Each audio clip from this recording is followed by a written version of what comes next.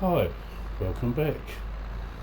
Thought I'd record a video because I haven't done one for a wee while and people might be wondering what's happening on my farm and things. So actually the next major job I've got to do on my farm is to do some more weed spraying, which is what my last couple of videos was on, but so I'm not going to record another video of weed spraying at the moment. I have got cows to feed and things, so we can get some of that done during this video. Quite a few things have happened, I suppose, since my last video. Some good, some bad, some just news generally. One thing I'm thinking about doing maybe, because the type of video that I do, it's more about listening to me talk rather than learning about farming things. I can't teach anybody anything about farming because I'm not a farmer in real life. And so I'm thinking, one of the people I follow on YouTube is Driver, and I met Driver through Atomic 64, and he's a neat guy, and he's been putting out videos recently on American Truck Simulator, and so I thought maybe I might re-download either American Truck Simulator or more likely Euro Truck Simulator 2, because I think I like that one a wee bit more than the American one, just because you get to change between UK and Scotland where you're driving on the left hand side of the road, and the European continent, you know, France, etc., where you're driving on the right hand side of the road. So and there's ferries across the English Channel and things, so to me that makes it slightly better than the American Truck Simulator game. But yeah, I'm considering the possibility of maybe re-downloading off Steam again Euro Truck Simulator 2 and doing a couple of videos on that. People can tell me whether they'd like to see that or not. I mean, Driver, his videos are much like mine insofar as it's not really about what he's doing on the video as much as just what he's chatting about. So I'm thinking about doing that. So interested to hear what people think of that idea. Another thing of interest, I suppose, maybe not to people here so much, is in life you tend to go through different stages at different ages of life. And so, like, when you're in your late teens, people are always saying to you, oh, you're going to go to university, and if so, what are you going to study? Things like that. You get into your 20s and people start saying, oh, you're getting married soon, things, and you know, then you get married and oh, you're going to have a baby soon, and then when you're in your 30s it's normally, oh, you're going to have another baby soon, you know, and when you get to your 20s, you know, it's the same with parties. Like, you start off going to 21st all the time, and or you're probably going to 5th birthday parties all the time, but you might not remember those ones. Then you're going to 21st all the time, or 10th or 13th or whatever, you know, and then you get to the age, and unfortunately it's the age that I'm at now, where it's funerals where you catch up with people, because, you know, people around you are beginning to die a bit more often than things. And I must admit, one of the guys whose YouTube channel I follow passed away just the other day. Robb Pitts, also known as the Rabbit or the eBay Bandit, for people who know him. So that was a wee bit sad, and yeah, it didn't put me in the best of moods. I suppose the only good thing is that Ed Bolian, who has the Wiki YouTube channel, for anyone that watches that, and unless you're into car stories and stuff, you won't be interested in either Rabbit's channel or Ed Bolian's channel. But Ed Bolian, who's also a YouTuber, caught up with Robb Pitts when he was on his deathbed just a few days before he passed away, and was talking to him about God. And so Robb Pitts gave his life to the Lord just days before he passed away. So I suppose that's the only good thing to come out of this, is that, you know, it's another win, another person who turned his life around. even if it was at last minute. And I mean, I wouldn't recommend people to rely on being able to do that sort of thing at the last minute, because often people don't get a chance to last minute do something like that. So I think it pays to, get your life right with God before you're getting near to death, because you just never ever know when it's going to happen. But sometimes, you're lucky and you get a bit of warning, and you have time to think about these things that perhaps weren't so important to you when you were busy trying to live your life. But when you're steering down the barrel towards the end of it, you start thinking about a lot more. So, I must admit I'm quite upset that Robb Pitts has passed away. He was an absolutely great storyteller.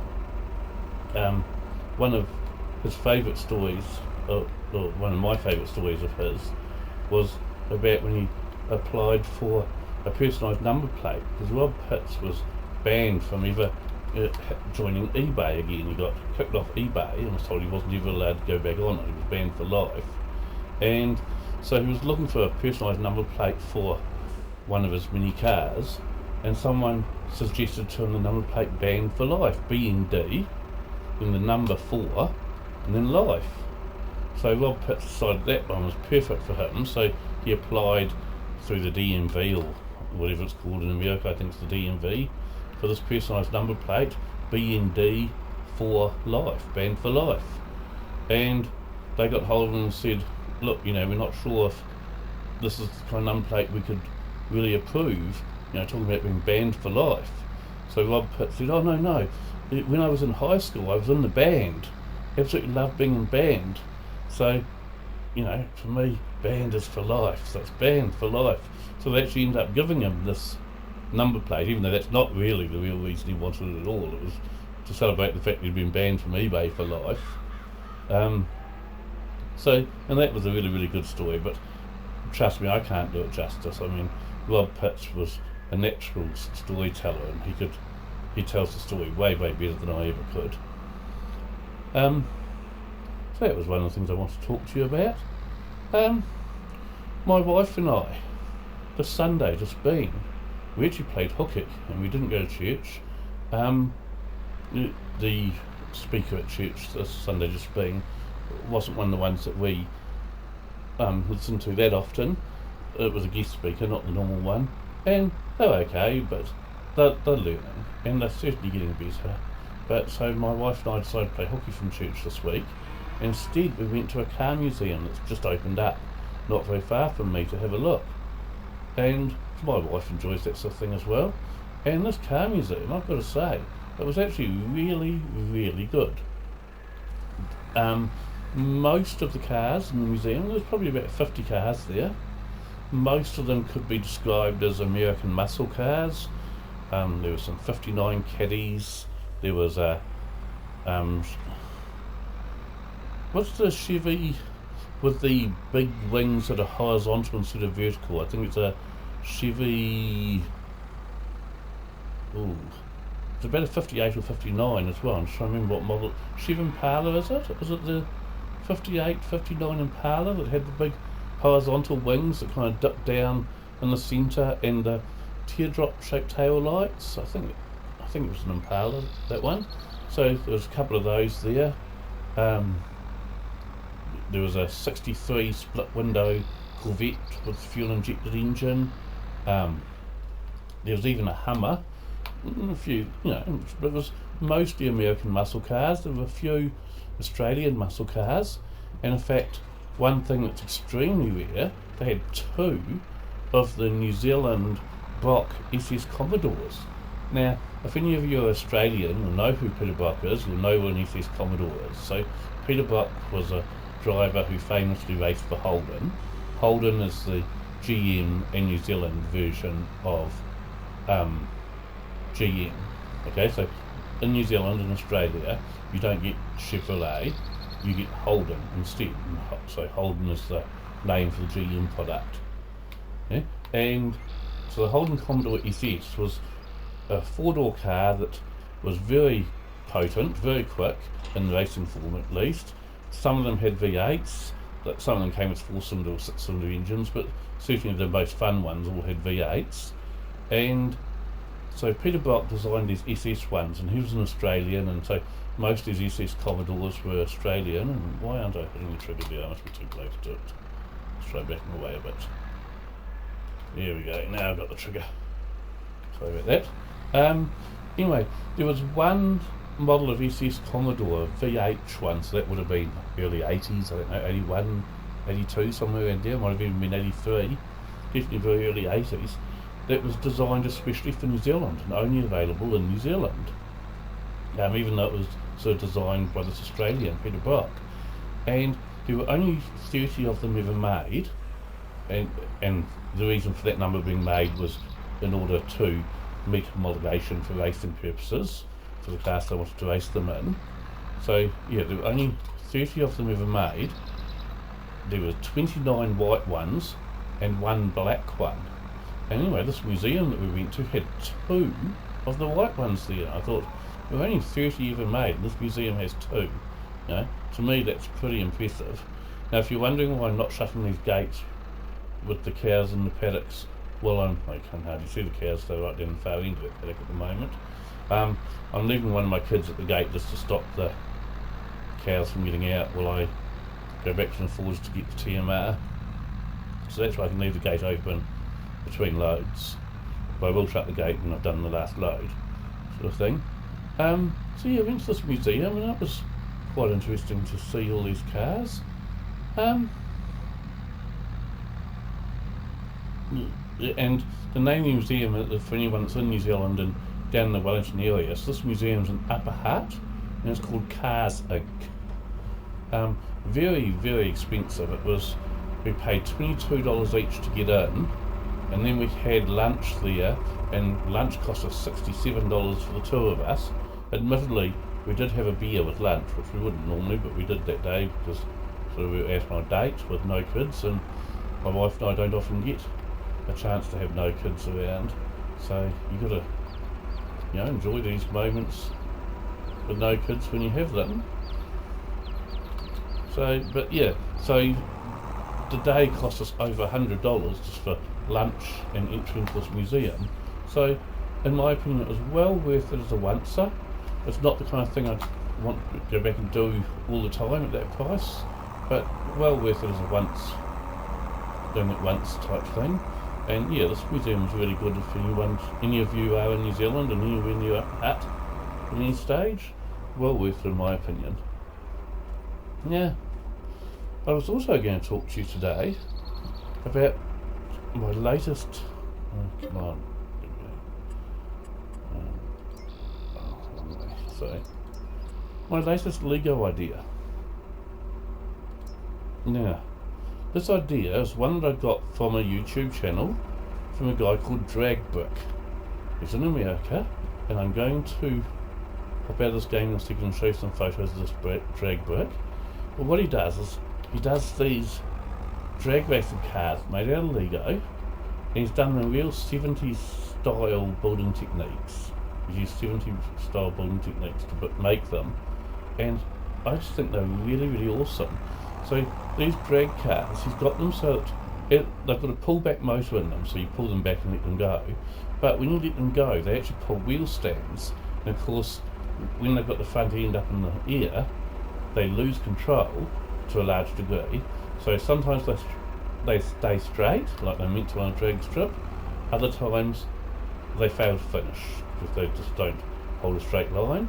And to me, that's half the fun of them. I mean, they look really, really good because they're pulling wheelies as they go down the drag strip. It makes them look really good. And just the whole idea that you never know whether you're going to finish the race or not. There's as much skill in just trying to finish as much as trying to finish in first place. So I will just escape out of here for a second, and I will show you what I'm talking about here. What do I want to do to get out of here? This one here. That's how I can get out. So I don't know any other way of getting out of the game without actually quitting the game, which I don't want to do. So let me go into my photos here for a second. Here, pictures. Okay, so this is from The first two pictures I'm going to show you aren't very good pictures, I'm sorry, because they're just stills from videos of his. I don't have any pictures of his cars per se, just stills.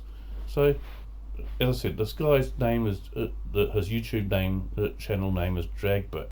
So this is one of the cars he's made, and when I say that it's using 70s building techniques sort of thing, it's because like he's not using any wheel arch pieces. He's actually making the wheel arches from angled pieces, so you end up with these three-sided wheel arches like that.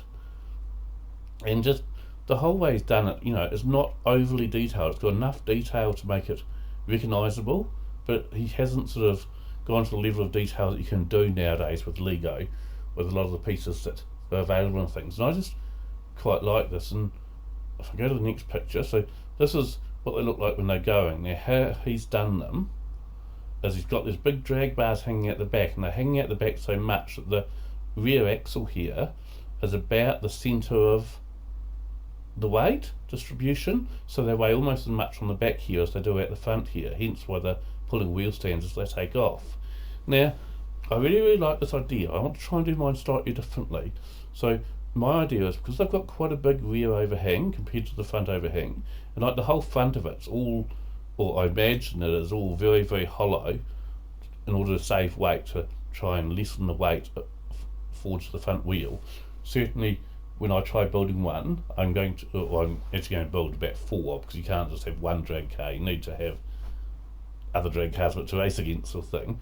My ones are going to be as hollow as possible at the front here to keep the weight down.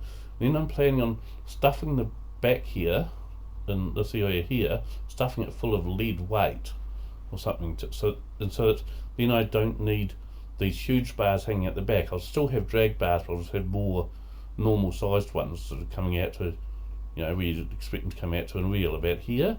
I'm hoping that will work by stuffing the back of it full of lead.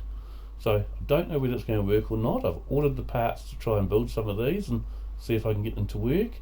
If necessary, I'll put these huge bars out the back there, but I'm hoping to avoid that and have smaller bars by stuffing them full of lead weight.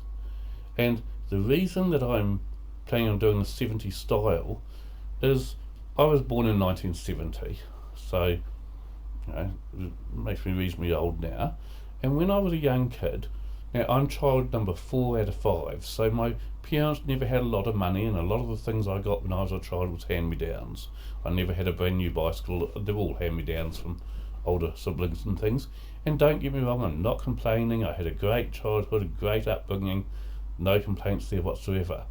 But in the 70s, they brought out this game called Smash Up Derby. Now bearing in mind this was before there was such a thing as video games or anything. And how these worked is the cars had, you can see the little holes in the roof of the VW Beetle there, had a big flywheel in the middle of them, and a kind of ripcord that you threaded through the roof and out the floor at the bottom, and you pull the ripcord out to make the big flywheel in the centre spin, and you chuck the two cars on the carpet with ramps, and they went and smashed into each other. And the way these cars were designed was when the front bumper got pushed in, it knocked the wheels off, it knocked the doors off, the bonnet off, etc. Okay, so they were deliberately designed so that they'd basically fall apart when they hit each other. There were 2 different versions of the Smash Up Derby you could get. You could get this one, had the VW Beetle and the American style pickup truck, or you could get this one that had what looks like a 57 Chevy Bel Air coupe and maybe a 56 Chevy 2-door station wagon. Quite frankly, I would love to have one of these. I always wanted one of these sets as a kid. I wouldn't care whether it was this one or that one. I'd be perfectly happy with either one. But because they were made of plastic, which gets brittle with age of course, and because they were deliberately designed to be smashed into each other, I have serious doubts that there's any of these left from the 70s. I know that I have a thing on my watch list on Trade Me, and Trade Me is the New Zealand version of eBay, so if someone ever lists one of these sets for sale on Trade Me, it will automatically send me an email telling me it's been listed, and basically I'll buy it pretty much. But so far it's never ever triggered one that said, yep, someone's listed one of those. And as I said, because it's deliberately designed to smash into each other, and made of plastic which gets brittle over age, I have serious doubts that any of them have ever survived from the 70s, and if they have, they might be way beyond what I'd be prepared to pay, because they're probably hideously expensive. But it is one of those things I would like to buy if it ever came up at a price that I considered to be reasonable. And because that was in the 70s, that's why I kind of like how these Lego drag strip cars are made in that 70s style, using 70s building techniques.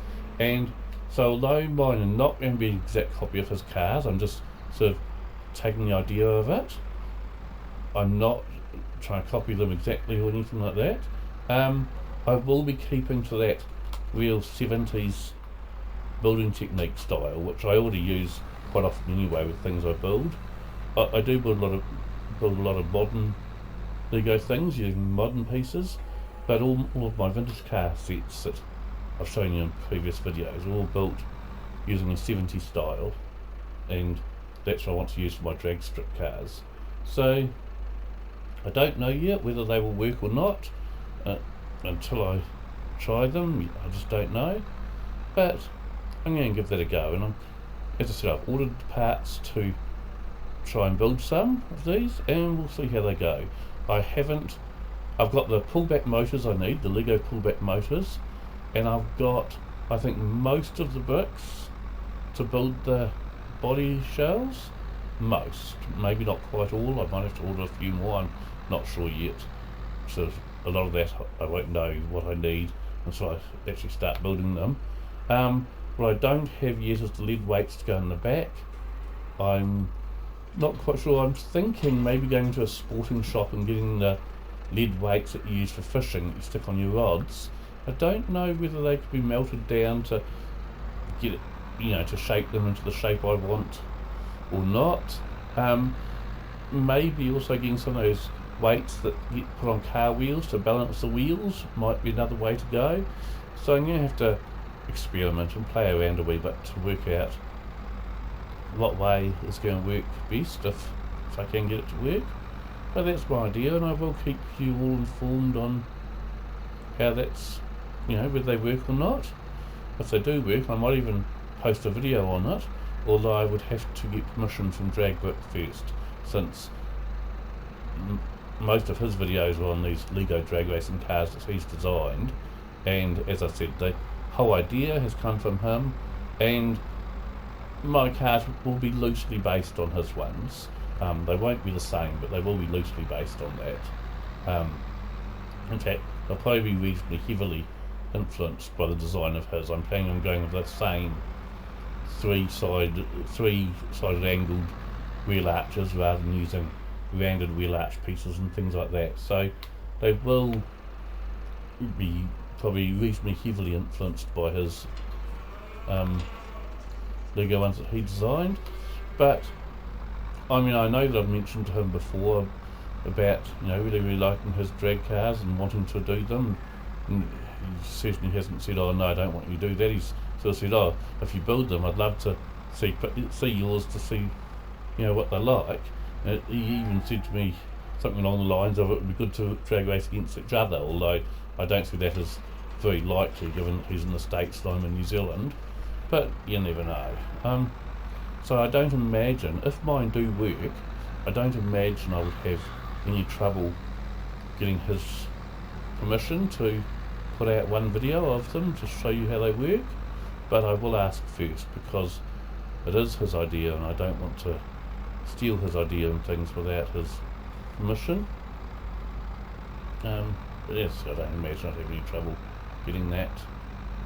So why is that not pulling? Oh, my ground's a bit uneven here, but yeah, it's really not liking pulling that one just here. Come on, here we go. Now I've got a bit more speed. I think the drawbar was putting on the ground there. This one here I don't think I've placed quite right because I've got